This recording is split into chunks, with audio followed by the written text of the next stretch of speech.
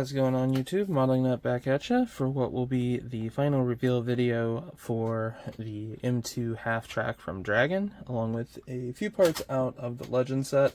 As you might notice with the Stowage, it's not as just kind of overbearing as what the original Stowage set shows, which if I let me glance over here, it's definitely not as crowded as what it is on there.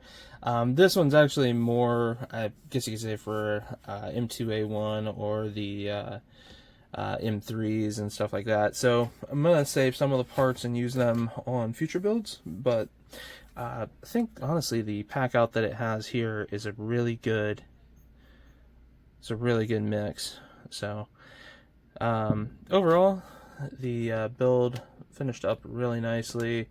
Wasn't any major issues, anything like that, to really contend with or anything. So pretty much was just finishing up the detail painting. Got the decals on today, shot it with a quick bit of XF86 just to kind of dull them, lock them in, and then used Flory's sand wash, just kind of spraying kind of up and around just to kind of get a good grime level started, and then use the sand weathering powders, specifically dark sand, just to really kind of grime it up and stuff like that.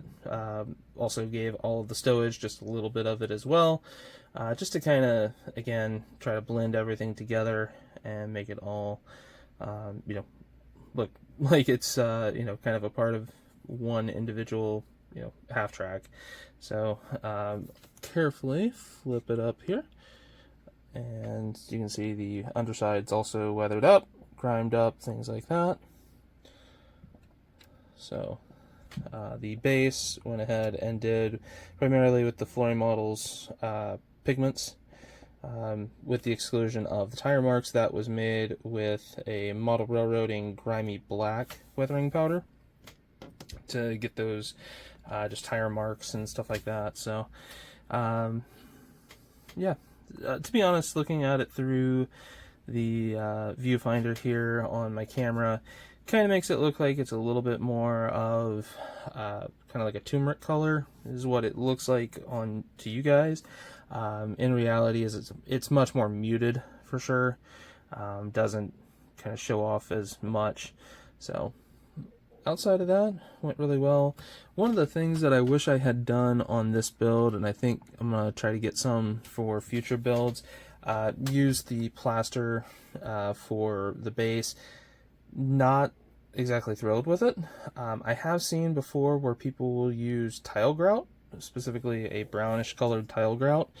I think I'm going to go that route, just kind of for future bases and stuff like that. So if in the background you guys hear some fireworks going off, it is 4th of July as I'm recording this. So kind of seemed like a fitting day to finish up this build for sure, and stuff like that. So yeah, like I said, overall enjoyed the build. Kind of lost a little bit of the mojo about halfway through it, but really it came to life here at the tail end very quickly. Just kind of felt like it was dragging for a long time, just all of the individual parts, getting them all painted and weathered and stuff like that. But yeah, like I said, once I got once I was able to get kind of through that, was able to push through and get it finished up. So yeah, hopefully if you're from the States, hopefully you guys had a good 4th of July. I'll definitely post up some more reveal photos and stuff like that, probably over on my Facebook page once I'm able to get some. I'm supposed to have some really nice weather, so I'm going to try to get some outdoor pictures taken of this and a couple of other builds that I finished up, just to kind of show it in natural daylight as well. Try to capture the true colors of it. So yeah, hopefully you guys liked this one.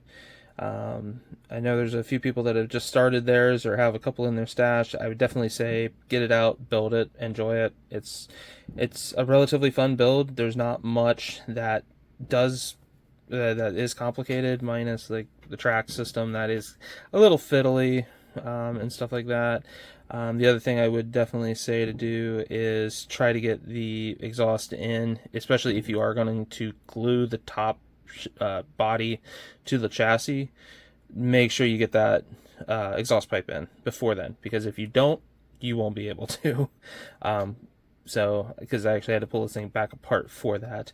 The other thing, again, for the star on the front, if you're going to use the smaller star like what I did, it was, I believe, 3.2 mil in height is the correct height for the star to get that nice look between the individual fins. So hopefully that'll help somebody out.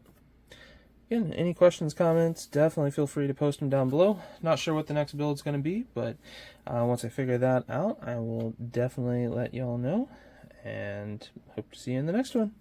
Peace.